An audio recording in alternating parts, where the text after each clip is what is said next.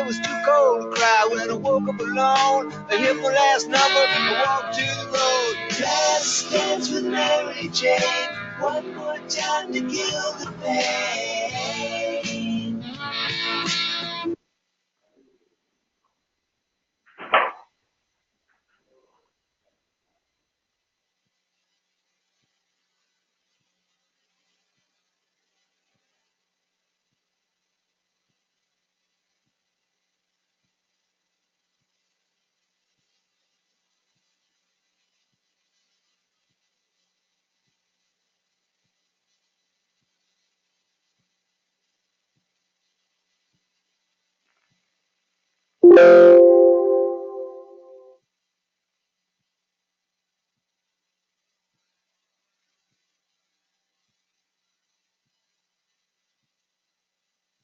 Test, test, test.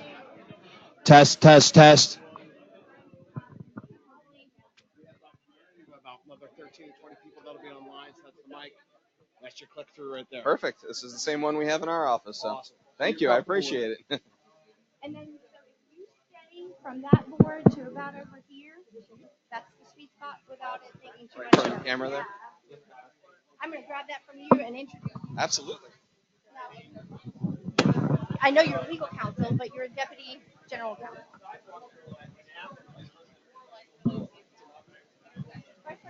Professional development. Sarah's last day was on Friday, Yeah, so we're still figuring out all that. Right now, we're just focused on keeping the method services on. We'll figure out the rest later. Troyan. Awesome.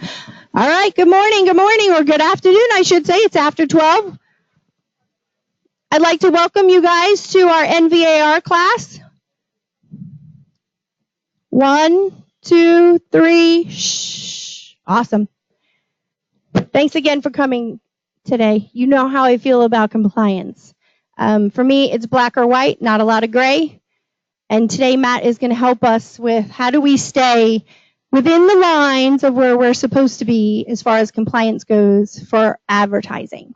So Matt Troiani is the Deputy General Counsel for NVAR, and I would like to have him take over now so he can give you all of the do's and don'ts of advertising. In the meantime, I'm going to be passing out cards for NVAR's hotline to the tables. Take one, pass it down. Thank you. Matt. Thank you very much. Can everybody hear me? All right, good afternoon. Thank you for coming out today. This is a great turnout. Just a couple of ground rules up front. I am under no illusions that you all want to sit here and listen to me talk for an hour plus. So if you have questions as we go through, please ask. If I feel like maybe we're getting in down in the weeds a little too much or we're getting off topic, I might ask that you either come see me afterward and I can answer your question then, and we'll get back to the material. But generally speaking, that's not too much of a problem. Discussion is very appreciated, and so yes, sir.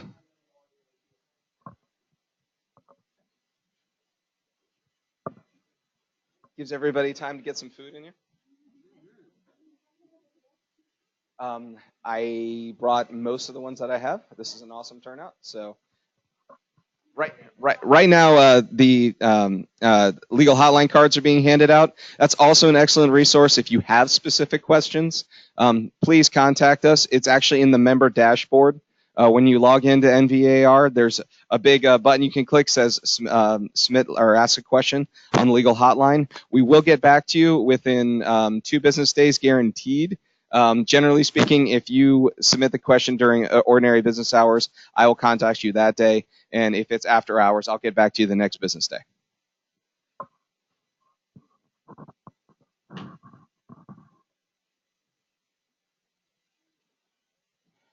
Anybody have any pressing issues right now? Yes, awesome.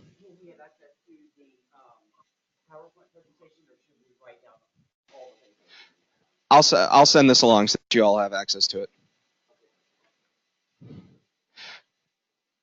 It's not really a pet peeve, I would say, but I do know that there are a lot of, I've seen people who will sit there in the middle of a presentation and take pictures of slides.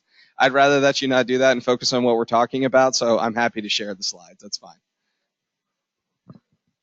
And a lot of this is general overview. Most of the specifics are going to come in the form of discussion. And so I mean, it'll help you. It'll point you in the right direction. But honestly, at the end of the day, if you have a question, professionals know what they don't know. So if you have a question before acting, contact us. Talk to your broker. Those are your best steps before doing something, rather than saying, "Oh, well, I just did this. Can you help me clean it up?" I'm not a litigator. I don't litigate anymore, and I'm very happy about that.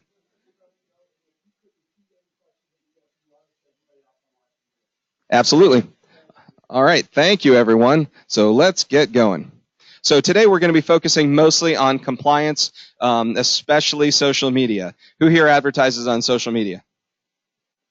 Pretty much everybody, right? Does anybody know the last time that they updated the Code of Ethics with respect to online and electronic advertising? I don't think Twitter existed.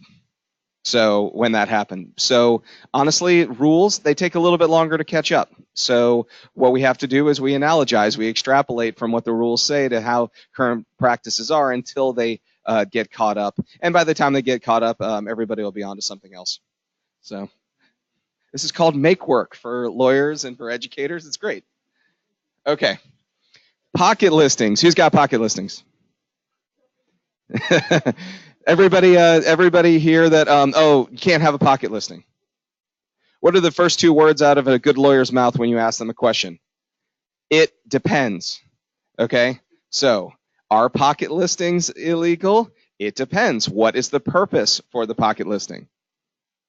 So, we've got a two-part test. Has the seller instructed his or her agent in writing, Article 9, to begin marketing the property before entering it into the MLS as an active listing? So again, has your client consented to this in writing? And for whose benefit? Is the pre-marketing for the sole benefit of the seller? You just want to drum up some interest in the property. That way, when it does go active, you can start showing it very quickly. You already have a built-in support. That might be for the benefit of the seller. Or are you doing this just so that you can hope that you can find some unrepresented buyers and you get to keep both sides of the commission? What do you think is going to be the better answer? Your duty to your clients are primary, Article 1, okay? Even before your own financial interests. That's what it means to be a professional. So, absolutely, everybody wants to be able to get both sides of the commission, but why are you doing this? Is it going to help your seller? Seller doesn't care. They've already consented up to a certain percentage. They don't care how you split it with the other side. Is it going to help them sell the property at the price that they're trying to get? Okay? So if both of the answers to these questions are yes, it is allowed. But obviously, this is a very case-by-case determination. Talk to your broker before you do anything. Okay? All right. MRIS coming soon status. We no longer own MRIS. It is not run by the association anymore. I suspect just about everybody's heard that. That's okay. We can still answer questions. And if it's something that I cannot specifically answer, I will reach out to the MRIS compliance team, and I'll get the answer for you. Okay? You can also contact them directly, but a lot of people end up on the hotline. So they are going to default 21 days. The MRIS rules and regulations say that you can have coming soon status on up to 21 days. After 21 days, it goes active automatically. The property cannot be shown during this time period. This is just to generate interest. If you're showing the property, what does that mean? It's active. Okay?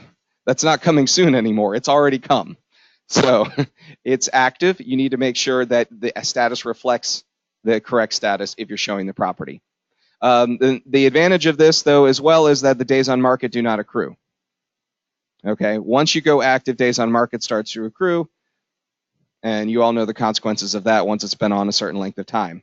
So don't try to play too many games with this. Make sure you get consent in writing. It's for the benefit of the seller. You're using the MRIS properly. And when you're actually ready to actively market it, you update the status accordingly. Otherwise, it is a pocket listing, potential code of ethics violation, potential breach of listing agreement. We don't want to go there. All right. So this is going to be a lot of the meat of today. Advertising and social media. Okay. Code of ethics. Article 12, you have an obligation to be honest and truthful in your real estate communications. You must present a true picture in the advertising, marketing, and your representations. Your professional status as broker, property manager, appraiser, or status as a real estate professional must be clearly identifiable in all advertising, marketing, and other representations. Okay, so what does that mean? Under Virginia law, DPOR regulations, what needs to be included in all of your electronic advertising? You got to have, well, how are they going to find you? You got to have your name, right? Okay, you got to have your broker or firm's name. Contact information. Contact information is defined under Virginia law as website and or phone number. Okay, and there's one more that has to be in there. We're going to get to it here in a second. It's not specifically required by Virginia law. It's required by the Code of Ethics. Code of Ethics says you have to have your states of licensure. Wherever you're licensed has to be on there. So recipients of all these real estate communications must be noticed that those communications are from a real estate professional. All right, so you're reaching out to a group of friends and you're saying, hey, I am getting into the real estate business. You've told them this now. You're seeking that out. It doesn't have to be something where it's specific magic language. Let them know that you're a real estate professional. Even better yet, you're here right now. Let them know that you're a realtor. That does matter. It does count for something. You are held to a higher standard. So market it. There's no reason not to. Just use it correctly. Okay, like I said, VREB regulations, electronic media advertising disclosures, your name, affiliated firm name, city and state where the licensee's place of business is located. That's part of the contact information. Licensees must disclose jurisdictions where they're licensed or no more than one click away. What does that mean? What did I say earlier? It depends. Exactly.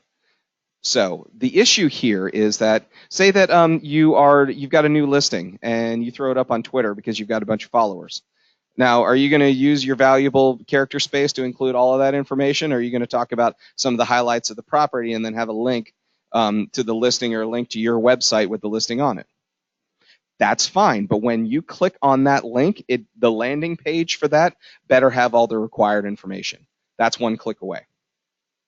What if you have like a really dynamic web page where you've got an about section and you've got a listing section, and you got to meet the team section and contact us and all these different things that you can do on your website? Where should this information be? Stick it on every page. You can do that in the banner or in the bottom as long as it's readily apparent. Now you're even safer. That's best practices. Or you can make sure that it's going to be on the landing page anytime you're linked to it. Yes? Below the fold. Do we have any former newspaper people here? Anybody? Okay.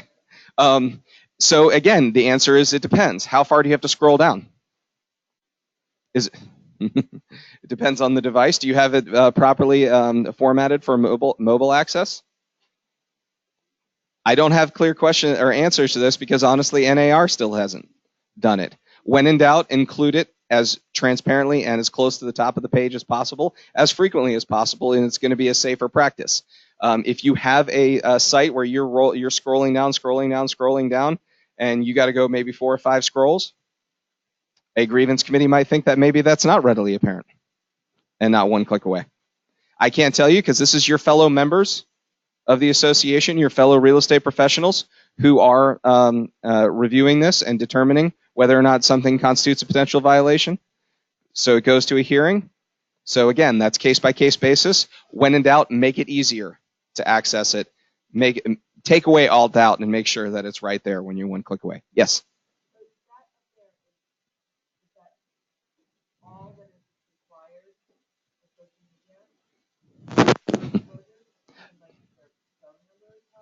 So phone number is going to be included in contact information. Mm-hmm.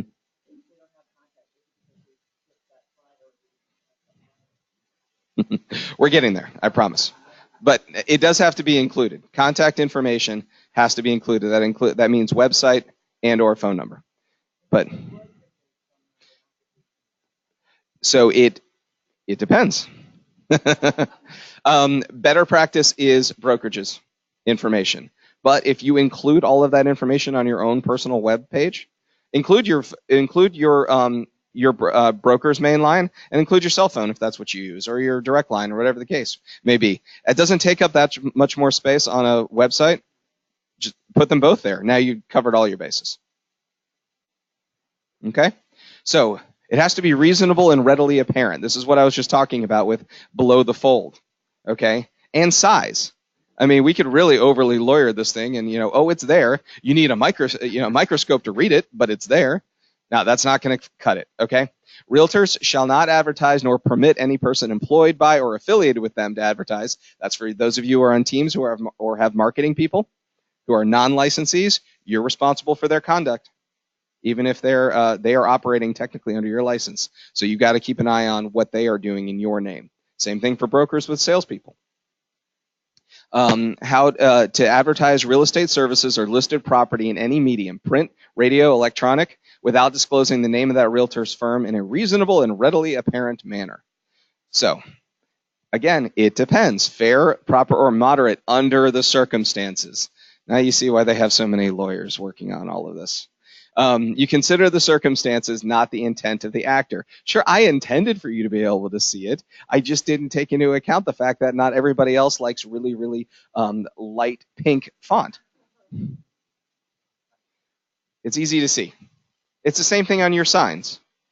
If somebody has to stop and get out of a car and walk up to the sign in order to see the required information on a sign, it's not readily apparent. We do not need to be causing accidents because people are rubbernecking your for sale signs. Okay, you should be able to fairly easily be able to see it while you're driving by. You don't have to stop, get out of the car, go up to the sign, adjust your lenses. Okay. Standard practice 12.8. The obligation to present a true picture and representations to the public includes information presented, provided, or displayed on your websites. Remember, like I said, they haven't really updated it. The focus is on websites. That's why they've created the one-click rule, because they realize that not everybody's going to include it on everything available in social media. But it's got to be on your website, so your website should be linked to anything that you're doing on social media. How many of you have a Facebook account? Do you have all of your information on your Facebook page? Might want to check. Why not? That's technically a form of advertising. You're holding yourself out as a real estate professional, even if it's your personal page. Okay? How much harm does it do to say that among my other interests, skiing, canyoning, kayaking, gourmet cooking, whatever, travel, you've got all that other stuff on there. What does it hurt to say that you also are a salesperson licensed in X, Y, and Z? Yes, sir.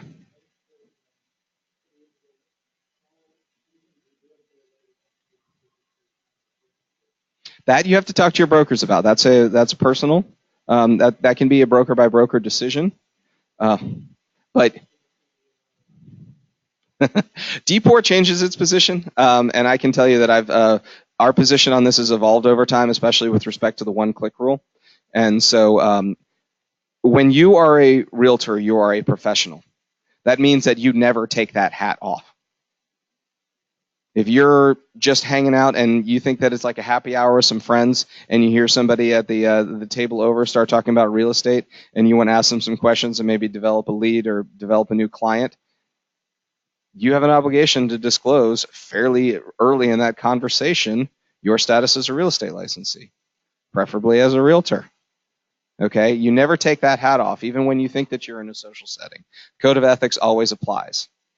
So again, if you are on your personal website and you don't put anything related to real estate on that personal website, you don't like other people's listings, you don't link to your own listings, and you have a separate business page where you just conduct all of that information or all that all that kind of transactions, that's fine. But the problem is that gets porous really quickly.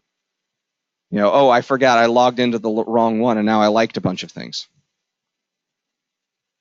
Is it really worth the risk there? You can have separate sites, but you just got to make sure that you are keeping track of anything that's real estate related is occurring on one, and it doesn't filter over into the personal side. Yes?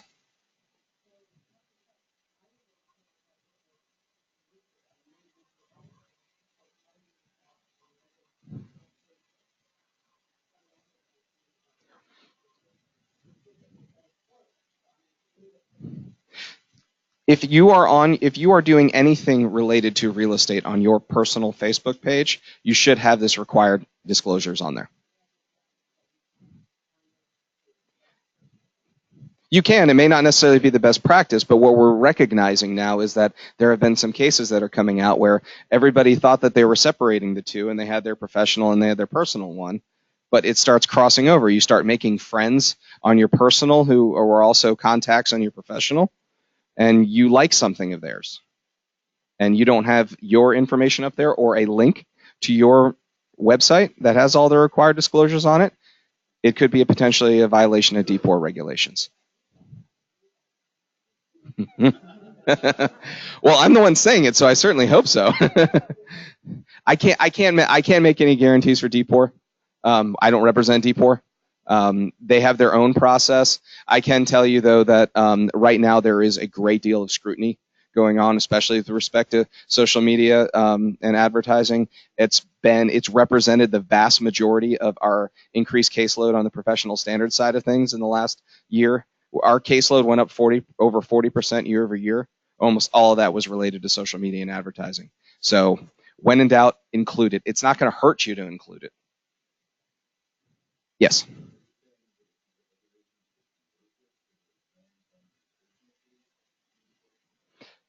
No, it's just that the temptation is there. The question is that if you have friends who are also agents on your personal page, is that automatically going to get you in trouble? No. But if for some reason you just forget which one you've logged into at that moment, and they put up something and you're like, wow, this is a gorgeous property, maybe I'll help them promote it a little bit and I'll like it or I'll comment on it. You're doing that without disclosing your status as a licensee and all the required information. You maybe had it on your professional page, but not on your personal one. Now they're crossing over. Now you're potentially committing, you're involved in real estate solicitation and advertising. So now that's an issue. Did that answer your question, sir? Okay. Yes, ma'am.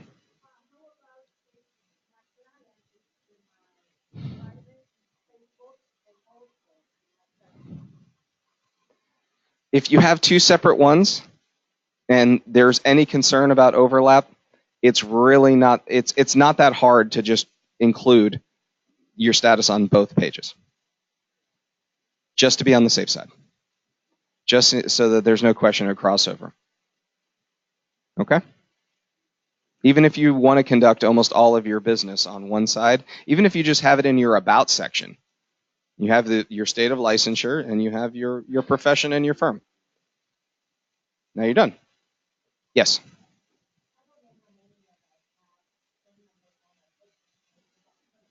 Mm-hmm. Don't put your phone number then. Put a link to your website.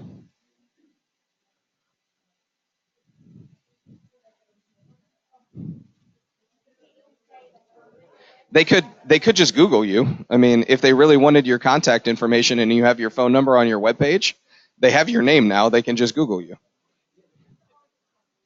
You can put the office line, do the firm's line. Hey, trust me, I get it. I do not have my cell phone on my business cards anymore because people kind of abuse that. Over the years, I would get calls at 11 o'clock at night, and that's fine. I understand that. Put the firm's phone number on your website then. It's required to be on your website anyway. But on the Facebook side, just have a link to your website. I think you were first, and then yes, sir.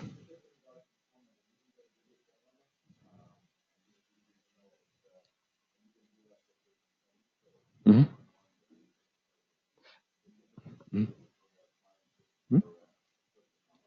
That's an excellent point. So the point that was made was that for those listening in was that Google Voice has a setup where you can have a specific line just for that purpose that will find and link to your phone, so you're not giving out your personal phone number, and you can make the decision as to whether or not to answer.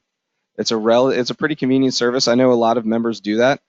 I will call them on the I'll return the call on the hotline, and they'll have something on there saying, please wait a moment while Google Voice locates the so-and-so. And that's another way. If you don't want to share that information out broadly, you can filter that kind of information out. But the bottom line is that on your personal web page, you have to have most of this information anyway. So when in doubt, just put a link there. People are going to be able to find you regardless. There's no reason to necessarily expose yourself to liability. Yes, sir.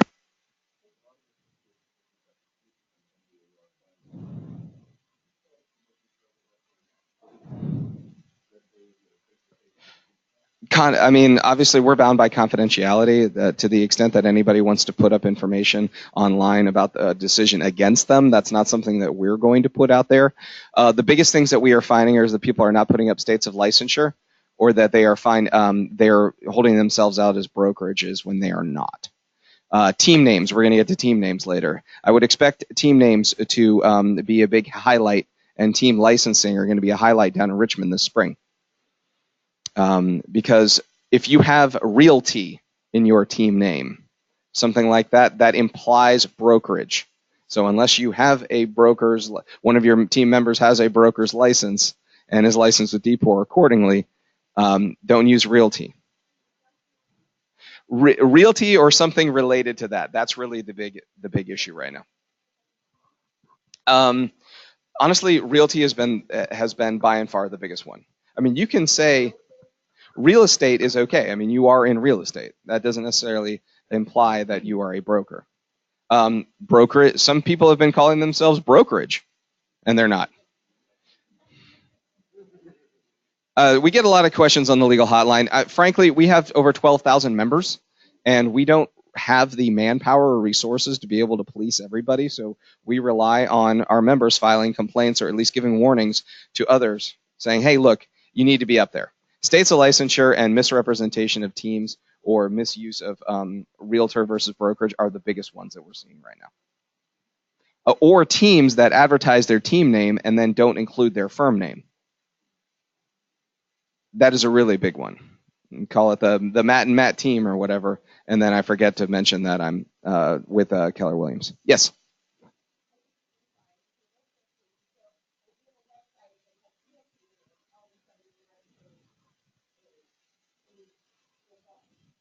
It's in your URL. It says Realty. You're probably going to want to update that because, as you can see here, it does include URLs. Well, in all fairness, we don't write the code of ethics. The National Association writes the code of ethics. So we have been trying to work with them, but that's also not just NAR. That's actually that's an opinion from DPOR that realty constitutes the implication of brokerage. So even if you were not a realtor and if you were not a member here, DPOR would still reserve the right to crack down on you for holding yourself out as a broker when you do not have a brokerage license. So, yes.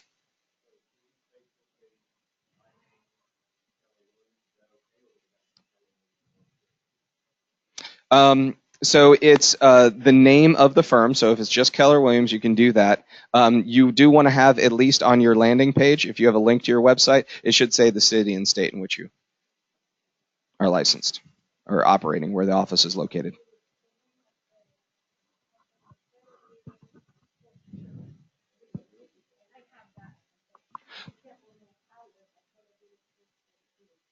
And that's okay because you're not holding yourself out as a realty. You are a salesperson in that.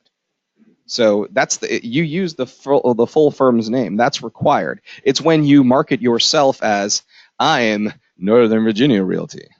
That's where you start getting yourself into issues when you do if you try to file a doing business as, if you're a sole proprietorship or you got a team, you try to file a doing business as down with DPOR and you put realty in there, they're going to come back and say, no, show us your broker's license. So it's the same thing. You are required to disclose the firm's name, so use the firm's name. That's okay. It's how you're holding yourself out. That's the concern. Yes.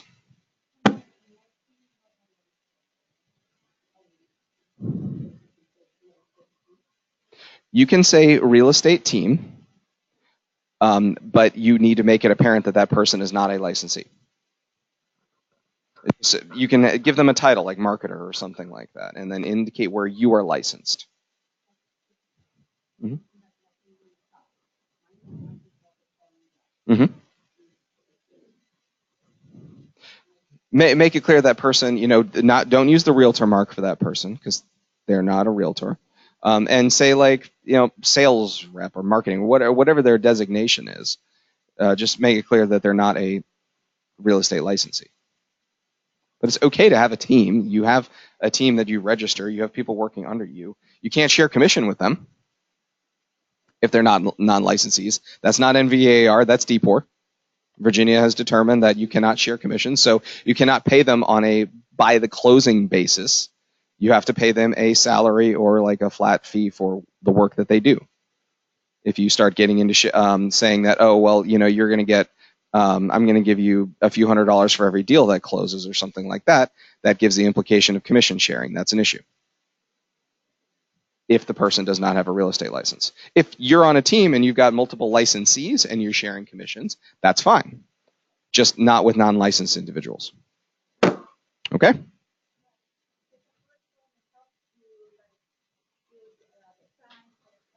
Mm-hmm. Yes, that's an employee. If they are a non-licensee, that's the preferred arrangement, is to have somebody who is as an admin or is helping you place signs or whatever. You pay them as you would an employee, hourly, salary, whatever the case may be. Okay? All right, standard of practice 210. Realtor obligations to present a true picture in their advertising includes internet content posted, URLs, as I mentioned before. So engaging in deceptive or unauthorized framing of real estate brokerage websites, manipulating listing and other content in any way that produces a deceptive or misleading result. How many people have seen buyer's agents who have taken your listing and forwarded it along like, hey, look at this brand new listing. If you're interested, contact me. And that person's not the listing agent? Happens quite a bit, right? It's okay as long as you are not making it look like you are the listing agent. Okay, so we know why people do this. A lot of buyers are able to find more information online right now on their own before they've even engaged the services of a real estate agent. Okay, and that's fine. So, but you can't make it look like it's your listing. So on the advertisement itself or on the link where it goes to, you should make it clear that it is not your listing or not your brokerage's listing, as long as that's factually accurate.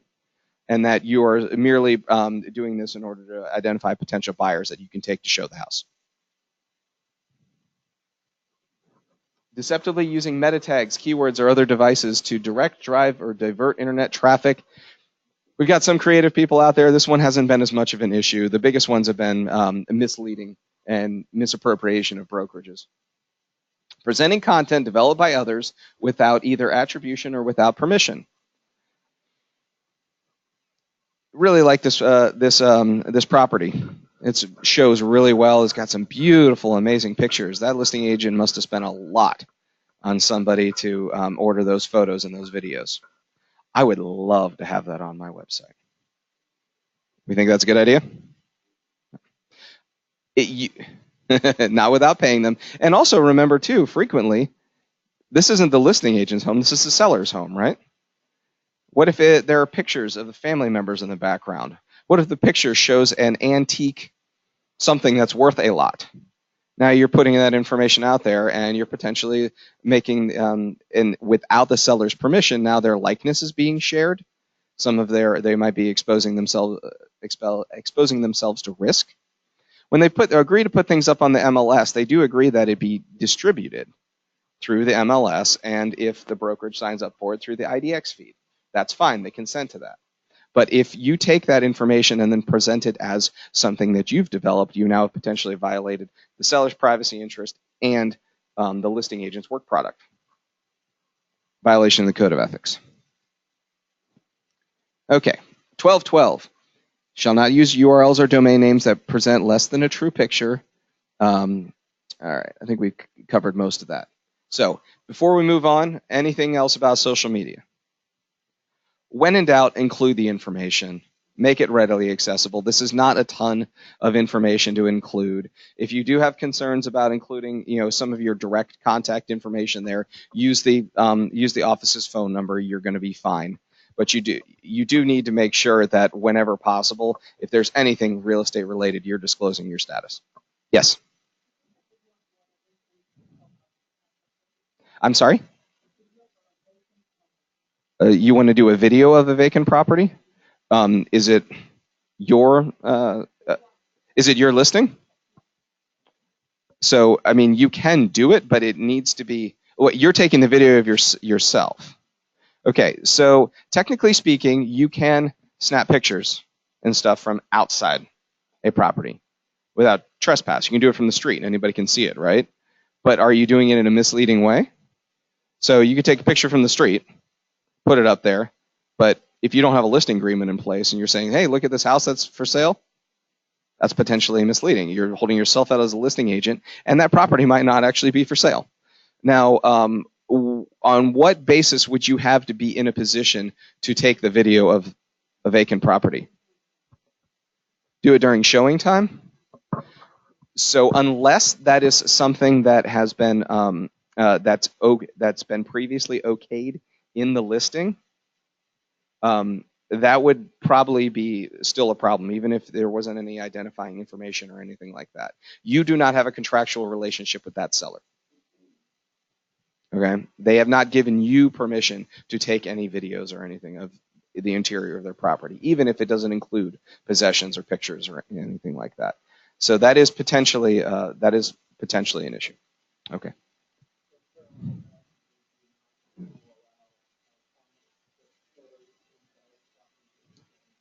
Absolutely. So the question is that as a buyer's agent, do you allow your clients to take photos? Anybody seen the exclusive right to represent buyer agreement, that the new one that came out 3 weeks ago? It actually says it in there now that buyers are warned two things. Number one, they're warned that the sellers may be recording them. If it's not audio, if it's just a video recording, that's actually okay, because guess what? It's their house. So, but you probably don't want to have a confidential conversation about what you want to price the house at in front of the little vase with the kind of little peephole in it over on the mantle. Just a thought. Or the suspicious-looking teddy bear, or something like that. You don't want to go there, because now your information is being recorded. So we're warning the buyers. Number one, don't take pictures while you're in there. And also, by the way, the seller might be recording you, so be careful what you say. We've updated the listing agreement to say, guess what, sellers? Don't record people, especially if you haven't announced that recording could be happening. If you disclose, if you put it on the front door, if you put in the listing saying that there are recording devices in the house for security purposes, that's okay. You've now told them. But if you are recording audio and you have not told somebody that, that's a potential violation of the Wiretap Act. That's federal law. So, yes.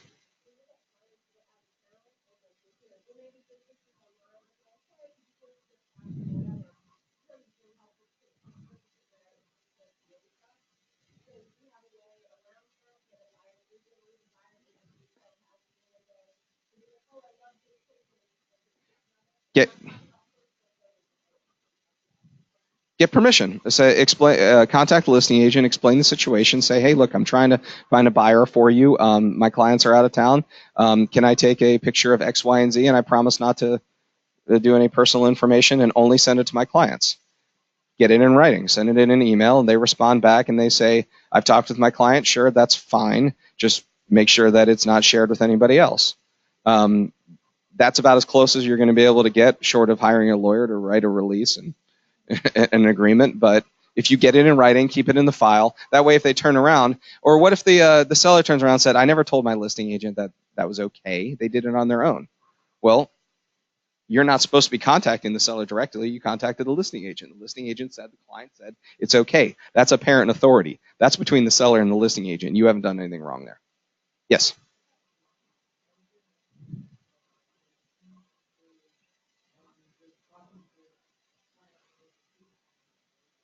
That's just like taking a video. Unless you have gotten permission from the sellers to authorize buyers to do that, I'd respectfully ask them to turn it off.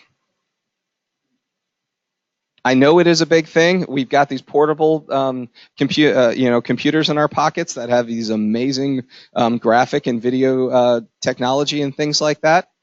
But that doesn't mean that the rules of privacy and courtesy go away. Okay, you're in somebody else's home. This is the same thing. This is a little bit of a tangent, but this is another thing we've been seeing a lot of lately. Sentry lock violations. Gotta love those mobile codes. They're very, very, very convenient. Guess what? More than anything else, do you know what this is? This is a portable GPS tracker. At any given moment, this is sending out a signal that can geolocate where you are. It's sharing it with all of your apps. It's pinging off of the local cell towers to try to find a signal. Okay? And so SentryLock can find out where you were when you ordered that mobile code. And if you happen to be in Ashburn and you ordered a mobile code and somebody used that code to get into a property in Falls Church 45 seconds later, unless you have suddenly developed a teleportation device, that's an issue. You've now shared a code with somebody else. Just as bad as sharing a key card. All right?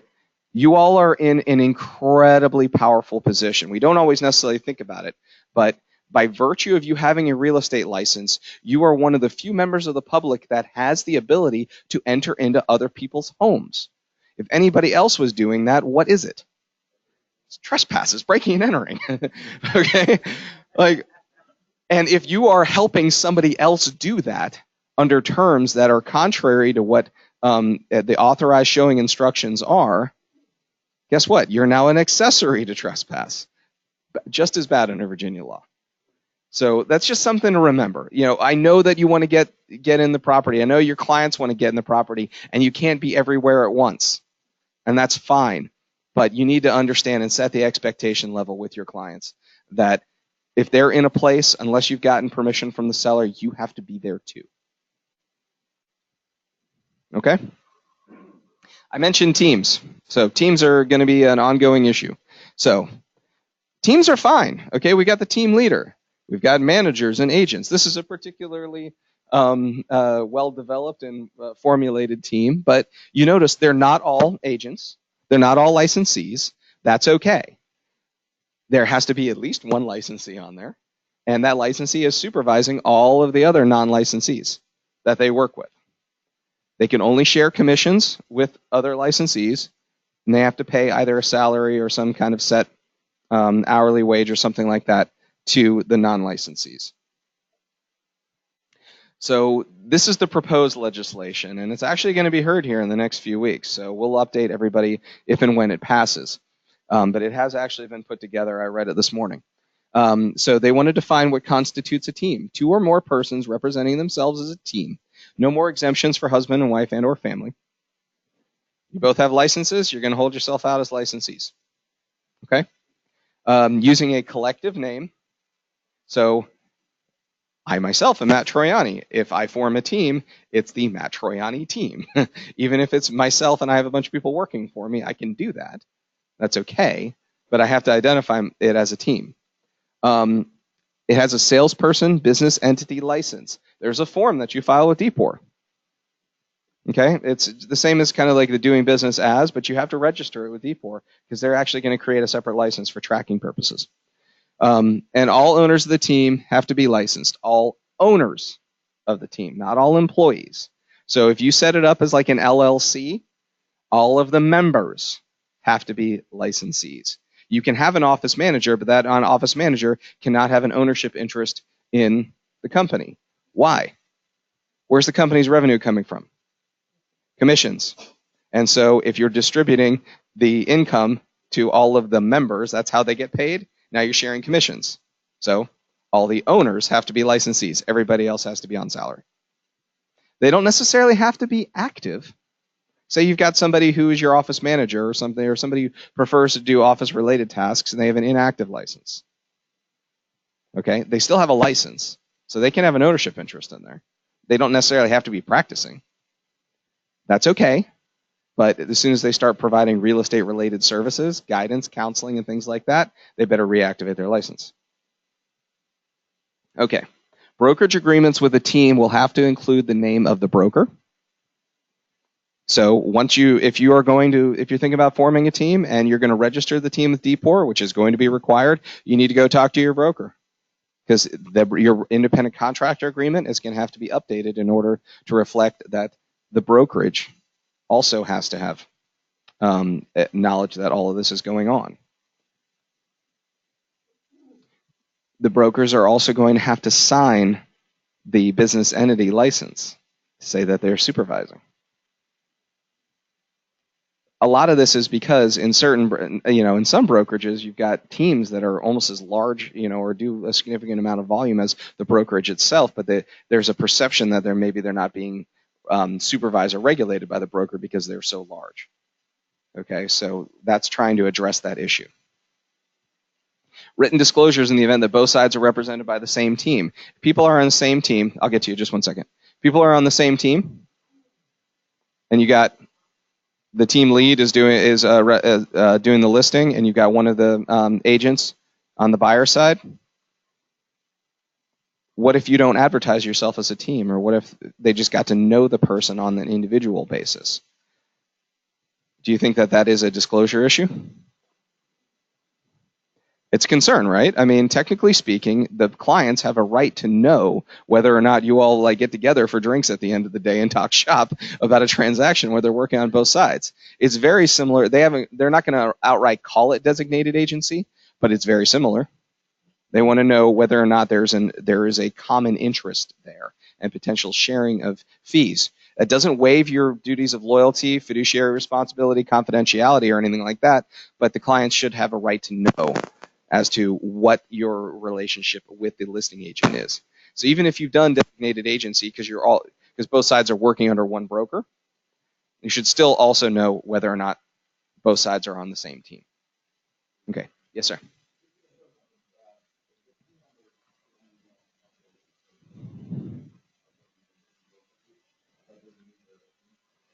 So that's a really interesting question. The question is that do the members of the team all have to be under the same brokerage?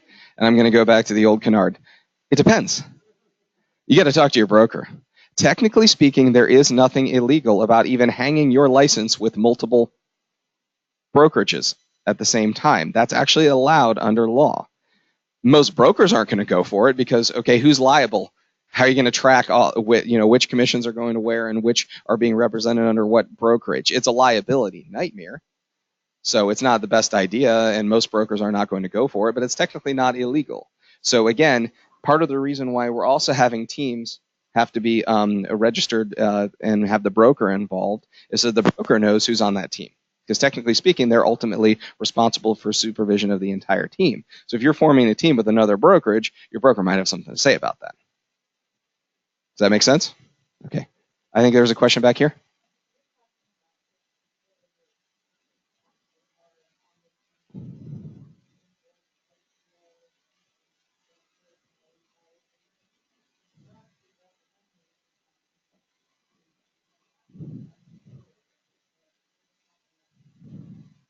Do you have a broker's license?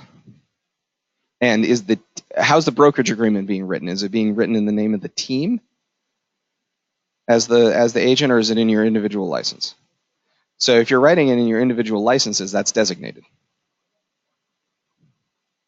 But what's probably going to end up happening here is that the team is going to have to be registered if you're going to continue to observe that situation.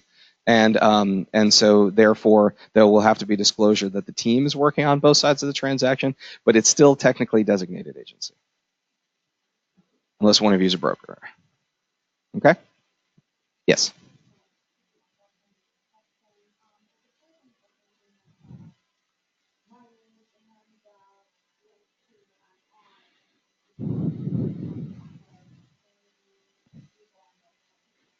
Mm-hmm.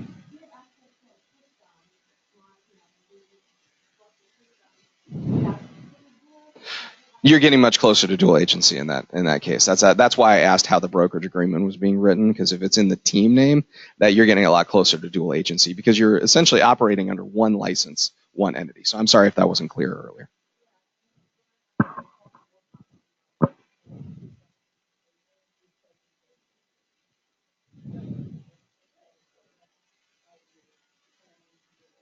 Mm-hmm. When in doubt, I mean, dual is stronger than designated anyway, and especially if you're sharing information.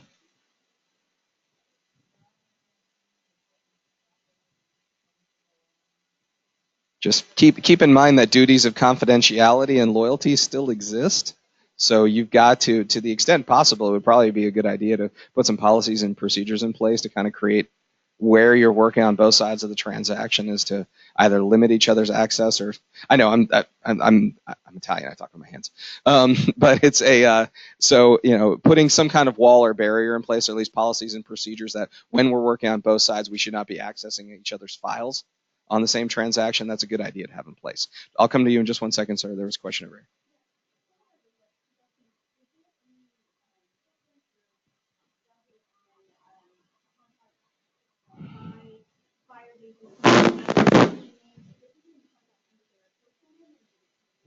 So under this proposed legislation, they would probably be putting it under the team name. Right now, you need to talk to your broker about how they want you to handle that.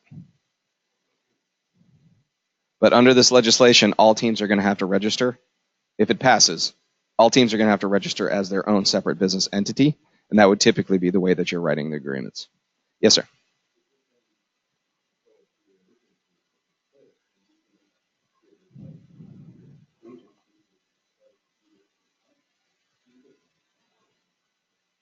You're right. Technically speaking, you have each, as long as each agent is observing that there's a separation, the dual agency aspect is for disclosure purposes. So the buyers and the sellers can make an informed determination as to whether or not they want to continue with the brokerage relationship. It doesn't change your obligations or your duties to either side. So if you are able to point to them and say, look, technically speaking, we've got a dual agency concern here, but we are two separate agents, and we have policies and procedures in place that say that we are not going to discuss the files that we are working on, except to the extent that cooperation and representing the clients is necessary, and that we will not look at each other's files and continue to observe duties of confidentiality. That can be a tougher sell. I recognize that, but that's why it's really important to have policies and procedures in place. You can still continue to represent. You just can't talk to one another about it, except the way that you would talk to another agent on another transaction that you weren't affiliated with. Yes, sir.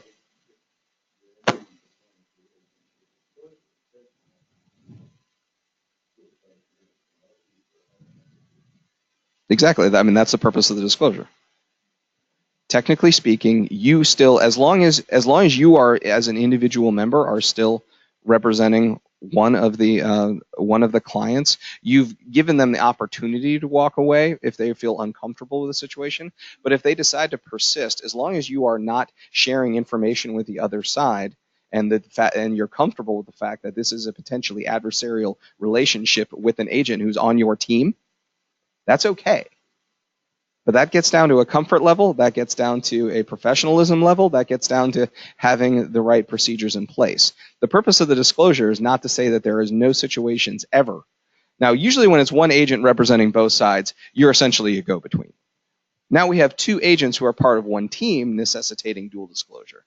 But they still have their own individual minds. As long as they can otherwise fulfill their duties of loyalty and obligations, it's a lot harder. I understand it's messier. I understand that.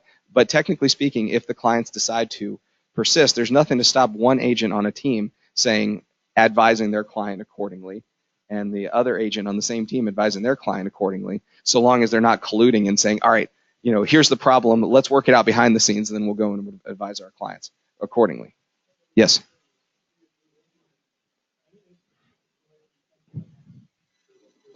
That's the perception, especially because it's always been established that the dual agent is the one agent.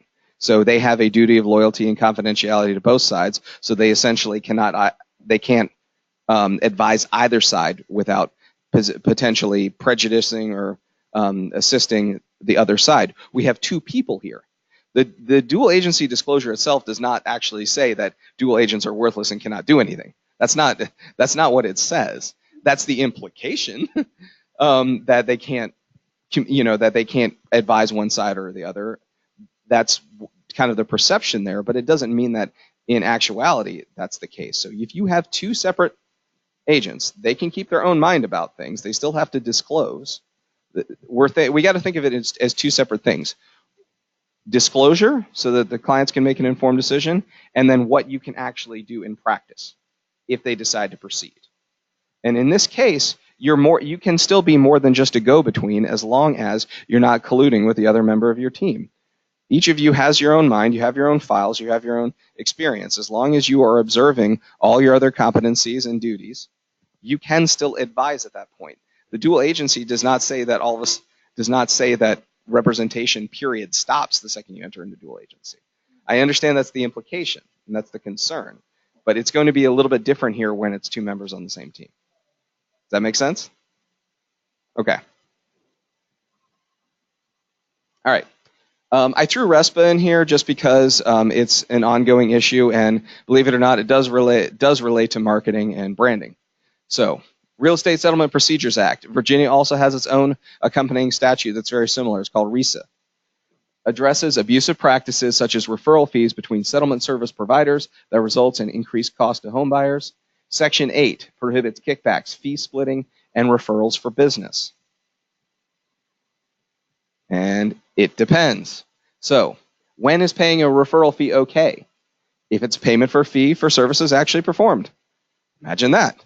Payment for goods or facilities actually furnished. Payments between real estate brokers and agents. That's explicitly exempted under the statute. Affiliated business arrangements that meet these safe harbor requirements. Agents may not pay referral fees to non-agents, nor may they accept them. That goes to a commission focus as well. So you can pay referral fees, but the other person has to be a licensee. Excuse me. Best practices. So these are the safe harbor that we're talking about. Okay. You have a flat fee arrangements in writing. Per transaction agreements are more difficult to defend. Again, that's the implication of a commission basis. That's why if you have an employee, you need to pay them. Either as salary or you need to pay them on a per hourly basis if they are not licensed. The services should be geared toward advertising. It's a marketing and services agreement, right? It should involve marketing. So a banner on the web page, signage in offices, racks of brochures, co-advertising. So where we get into issues here are, especially if you are entering into some kind of marketing and services agreement, that where one side kicks in a lot of the money, but they don't necessarily get the same visibility from the marketing.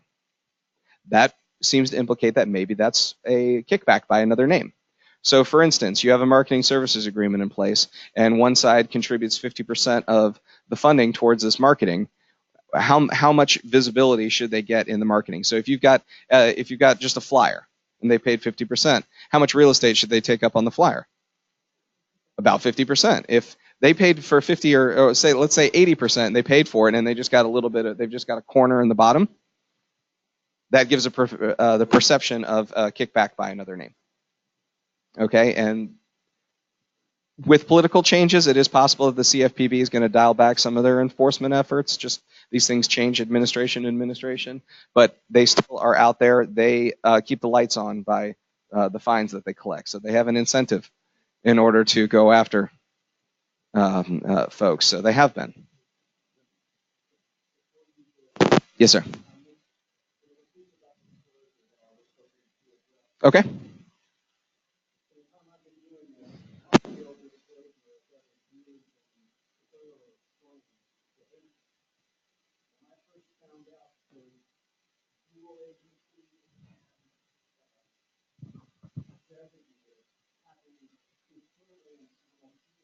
Mm-hmm. Mm-hmm.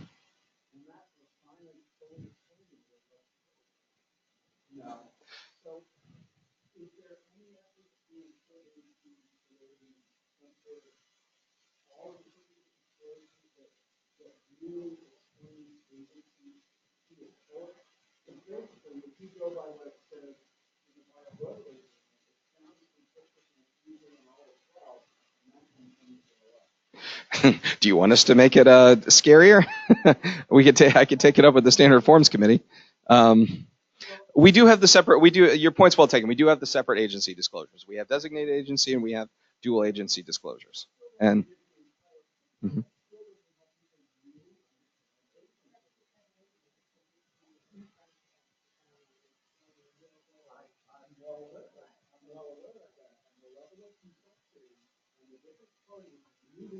Mm-hmm.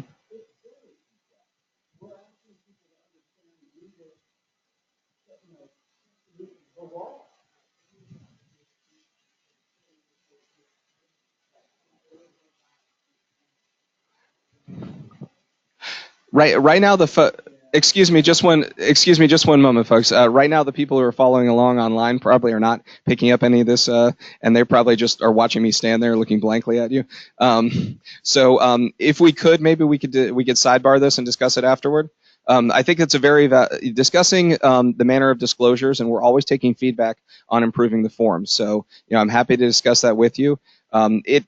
It can be difficult, which is why a lot of our forms also say consult with an attorney if you feel necessary to before signing these things.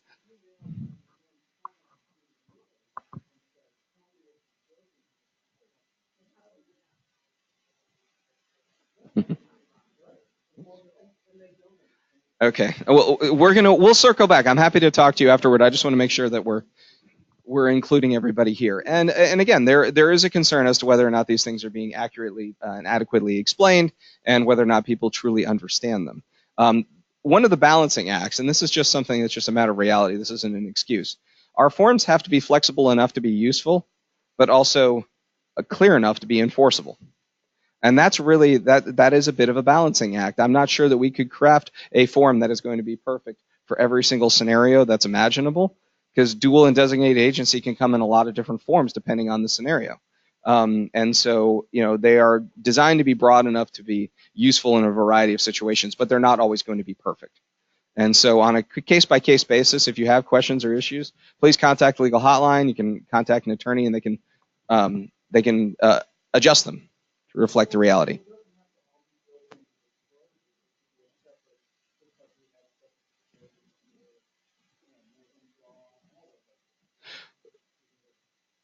The issue is that in 2012 they changed the laws, and our forms are designed to track the laws, and that's the issue. When residential standard agency was introduced in 2012, that's when everything really changed, and when those forms came about. And we have to do what the law says first, and then try to improve upon them from there. But respectfully, if we could, we can circle back after we're done. I'm happy to talk about it. We can keep moving along. Okay. All right. Do not pay for direct customer solicitations. MSA should not include payment for directly soliciting customers. It's an overall marketing. It's not, okay, I'm going to pay you on a per customer basis. Okay? Avoid exclusive arrangements. Real estate professional can perform services for other companies in the same field of business. Okay? If you're going to get to that level of exclusivity, you're going to be looking into forming a joint venture, which are also frowned upon. That's an entire other class. So avoid preferential designations. When your clients ask you for a referral for service providers, do you all give one? No. Give them multiple ones. If it gives the appearance of directing if you're only giving them one referral to choose from. And if you need recommendations for others and you don't have a full portfolio for that, you can contact us. We'll provide referrals for you. And you can talk to your brokers, your fellow agents, get an idea. And our brokerage agreements specifically say that you are not warranting the actual services that are going to be provided. You're providing them referral to do their own information and make their own decision. You're not guaranteeing the products or services. Payment for access to sales staff frowned upon. Access to sales meeting in particular. Does that sound like ordinary practice? One of the things I like about being an NVAR now is I used to do these when I was on the title side of things, but now I don't have to sell anything anymore, except maybe the code of ethics.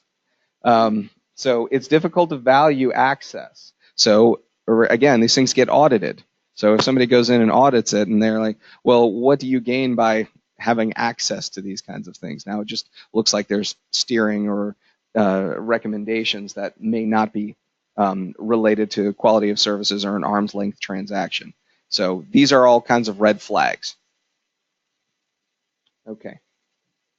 Legal hotline. If you have specific questions, I'm happy to answer them now. Otherwise, the hotline is available 24/7. Like I said, I'll get back to you. If you submit a ticket before 5:15, I'll get back to you same day. If it's after that, I will get back to you the next business day. Yes, sir. Okay.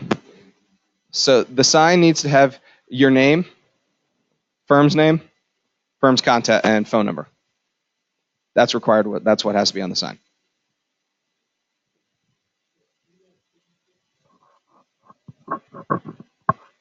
So what is the purpose? To whom are you sending the email? The question is, do email signatures constitute online advertising?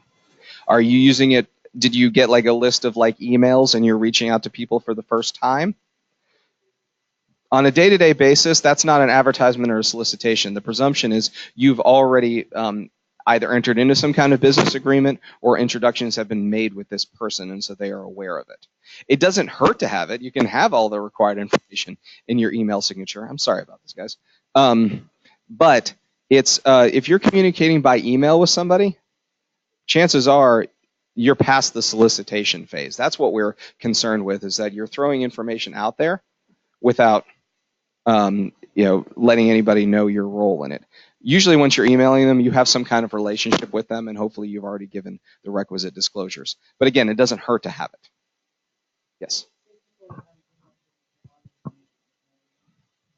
Your name and your website, as long as your website has the information on it. Yes. The question is that in your email signature, all you would need to have is your name and your website, a link to your website. That's correct, as long as your website has all of the information on it. Yes. Talk to your broker about how they prefer to handle that, but generally speaking, it's an excellent idea to have it. Yes. Business cards, you have to have your name, your firm's name, and city and state and contact information, so the firm's website or phone number. State of licensure does not have to be on your business card. The state of licensure is for electronic advertising, so websites and things like that, under the Code of Ethics. The state of licensure is not required by DPOR. It's just the Code of Ethics, and it's only for electronic advertising. Yes, sir.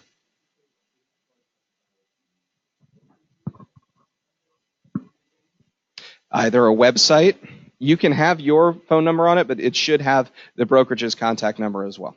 It's required to have their phone number or their website. Anybody else? Yes, sir.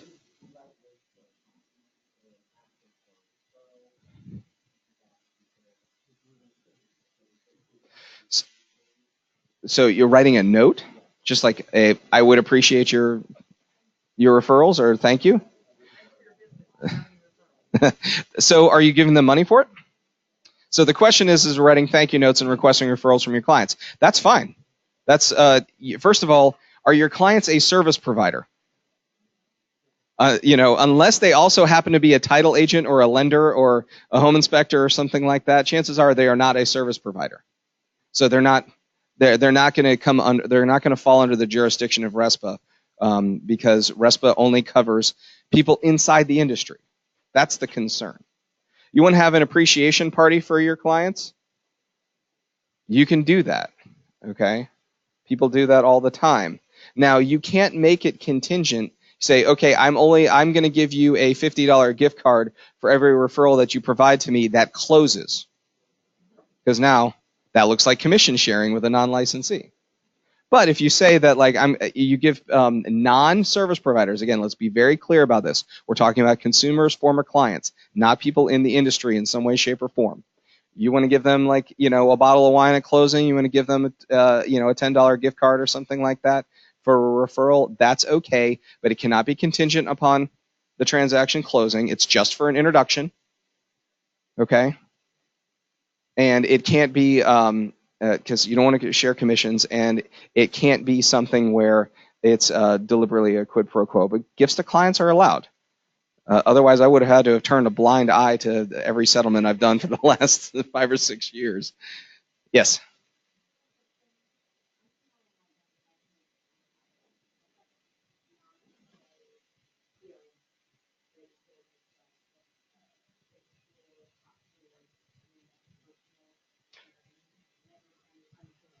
The question is with respect to making references or mention of schools. This is certainly an issue. Number one, you are required to stay within your competencies. How many of you are education professional experts? You know how to properly rate a school and all the different things about a school and the different kinds of qualities people look for. Exactly, reaching beyond your competency. That's a potential code of ethics issue. Moreover, now we're starting to get some fair housing questions because it can give the appearance of steering. Okay, you're driving people towards certain kinds of school systems based on assumptions of the kinds of things that they want based off of their demographics, age, things like that. So it's definitely something that should be avoided. You can provide factual information. These are the currently, and double check with the county because the lines change all the time, but these are currently the schools that this property is zoned for. And then if they want more information, give them a couple of websites. Say, okay, go do your own information. Here are some rating systems, but you are not guaranteeing it.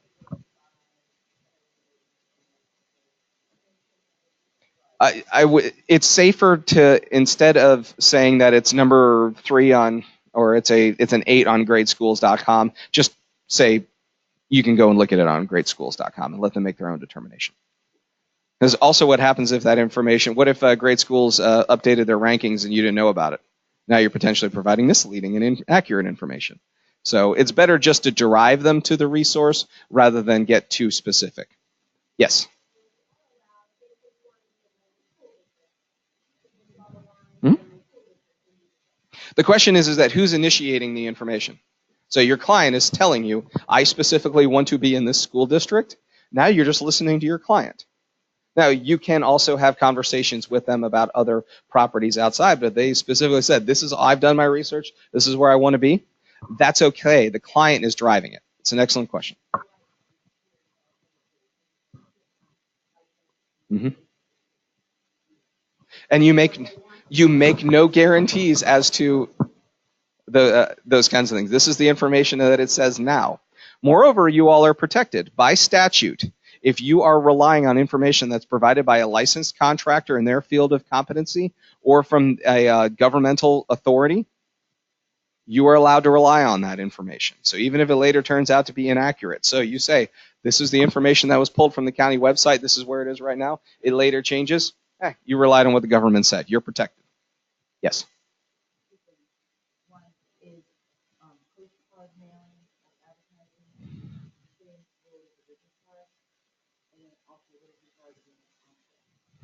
So the two questions are postcards considered the same thing as business cards? No, that's a form of print advertising.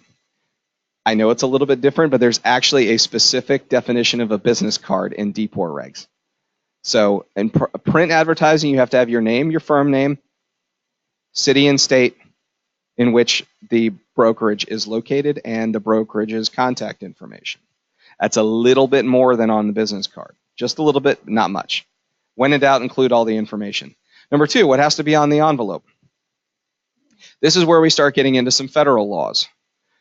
If you are sending out a mass mailer and you're using the post office and it is for a solicitation, you should put on some kind of information on the outside that indicates that it is from where it's from and that it is possibly a solicitation. Or it has to be readily apparent the second that they open it up what it is. So the contents have to include the kind of information that you would on any other kind of print advertising.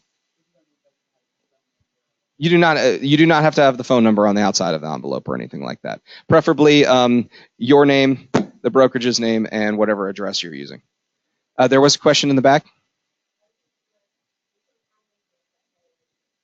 Mm-hmm. Yes, absolutely. It just has to be, moreover than anything, it has to be accurate. Again, I know that these can seem very, very detailed and very kind of minute, and in some ways they are. I recognize that.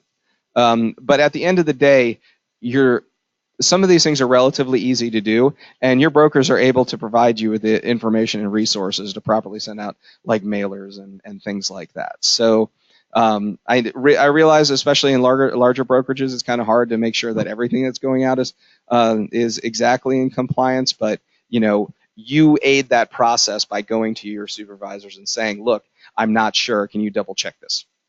I hope I'm not stepping out of bounds on that. So, yes, sir.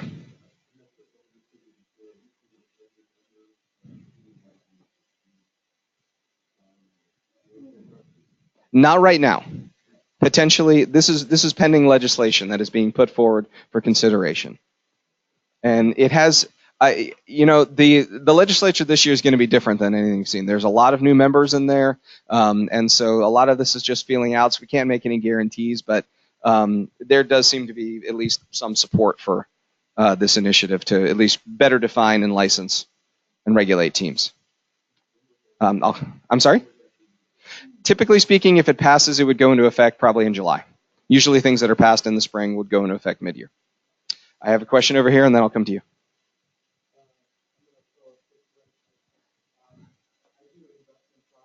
Okay.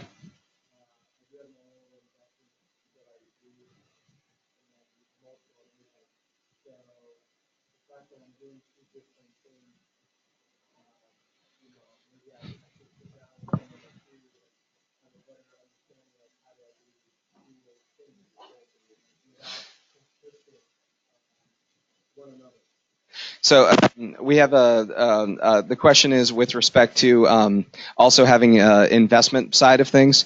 The biggest thing is that you have to disclose your status as a real estate licensee on your contracts and when the offers are being made. If you have a relationship with the party, even if you have a 0.1% ownership interest in an LLC that buys up properties and things like that, if you are representing as the agent, if you're putting in that offer, you have to say that you have a relationship with the LLC.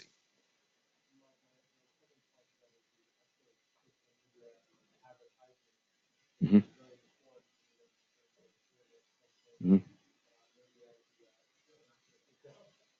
Mm-hmm. So I can certainly, I am a lawyer for NVAR. I enjoy this, but I am not your lawyer, so I can't give binding legal advice on anybody. I'm talking about broad principles and ideas. I can certainly provide you with referrals for a lawyer who can help you structure all of that properly. On a case-by-case basis on the hotline, absolutely happy to discuss that. If you're putting out solicitations and offers to purchase property, like, hey, you're looking to sell, and we got so-and-so investors. If your name is anywhere on there, your status as a licensee and whom you're with should be on there. If it's just in the name of the LLC and it's just at the advertising phase, you don't have your information on there. It's just whatever your investment company is. You probably don't have to include it. But the second that you start including your own name and talk about your experience in the marketplace and all that kind of stuff, you better have all the required disclosures. And then certainly at contract time, you have to have the disclosures in place. Okay? Anybody else? I think I owed you. I'll come back just a second. I think you had a question? Oh, I thought you had your hand up. Okay. Okay, last one. You got to bring us home. I think I saw a hand back here. Okay. I know that we ran a little bit over. I really appreciate all the wonderful questions and insight. Hopefully that you all found at least some of this valuable. Please contact us on the legal hotline. I'm happy to discuss anything with you. Talk to your supervisors and your brokers. They're excellent resources as well. But when in doubt, disclose. Thank you, everybody.